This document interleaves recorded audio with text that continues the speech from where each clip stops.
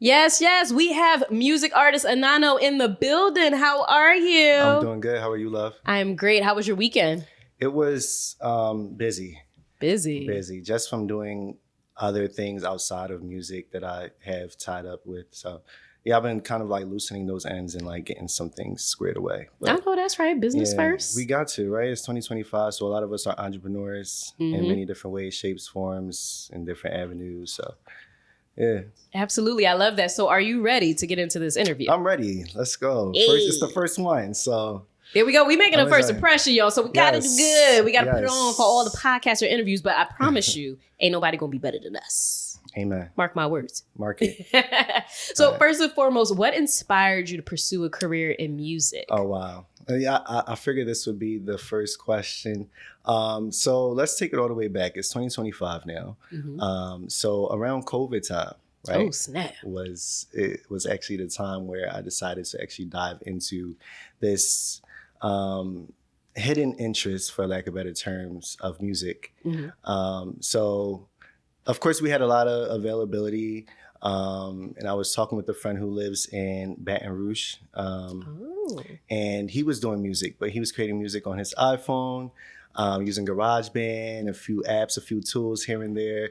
And I was like showing him interest, like, hey, like, how are you actually doing this? You know, shout out to Sir Snoop. But yeah, so that is the artist who pretty much introduced me on how to craft music on my phone.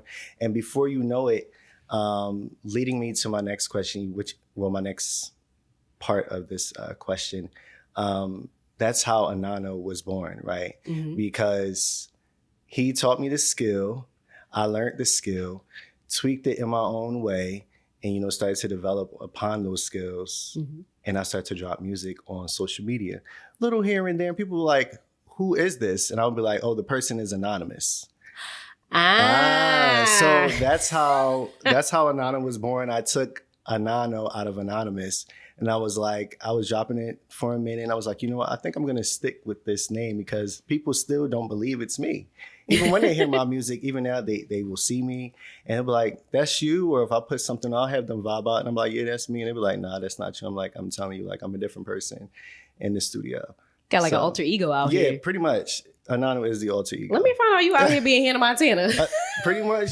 Listen, the amount of hairstyles I done switched into, we won't discuss that though.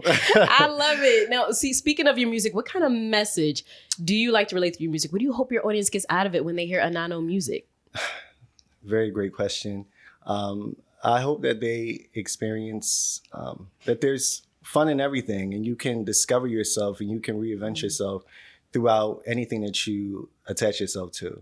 So hence, like, all of the tracks, I have tons of tracks that have been released, taken down in the drafts. I would say I'm a different person each time. So letting the fans, the supporters, my group, my entourage know, you can always reinvent yourself. You can always try again. You can always take a different approach at things. Absolutely. And still be successful, still be hot, and you'll find your crowd, you'll find your people. I mean, you found me, and I appreciate you. Yes. And yeah. Just be yourself. Be a true, authentic self. Your people will come. Correct. Now, that goes into my second question, because the fact that you said that you basically put out whatever music you want, you don't really have that niche, basically. Yeah. So how would you define your sound if someone were to ask you, what do you believe makes you unique and stand out? The fact of, I would say it's all about dynamic, right? So, and my charisma, my delivery or approach onto things. For example, a track that we will hear throughout this podcast, Love to Love. So Love to Love. Don't talk about it yet. I'm not going to talk too much about it.